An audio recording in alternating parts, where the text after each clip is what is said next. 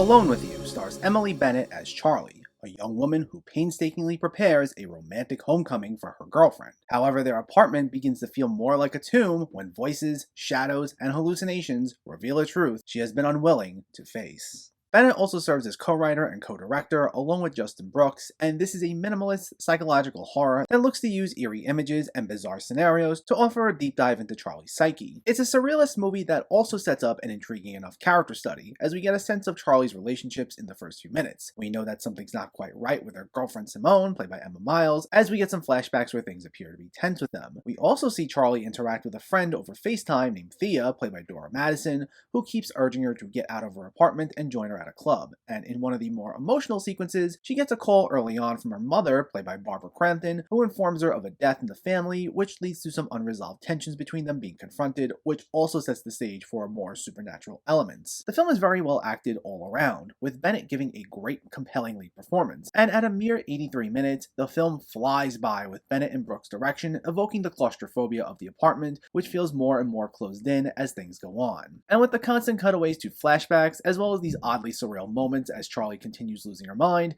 it keeps things pretty engaging. However, while it's clear Bennett and Brooks show a lot of promise as genre directors, especially considering how they were able to pull off so much in such a limited setting, I wouldn't ultimately call this a satisfying experience. The film becomes increasingly more abstract as things progress, and it begins shying away from a concrete story into a series of odd-looking visuals that sometimes don't feel all that connected. It's clear that the idea is that some of this is metaphorical in nature, and these seemingly supernatural voices and entities Charlie comes across are meant to be a reflection of her own inner demons. But it ultimately doesn't come together in any sort of cohesive way. It does begin to feel a bit repetitive, with certain points made about Charlie and her relationships to the other characters said a number of times, just set against more bizarre images that become increasingly disconnected from one another. It leaves things up to interpretation, but the problem is it snowballs to a point where it feels so far removed from where it began that it gives you less and less to work with, so you can't really piece things together to form a logical conclusion. It's stylish for sure, but it begins to lose a lot of the substance to back up its more avant-garde elements, leaving us in a spot that felt a tad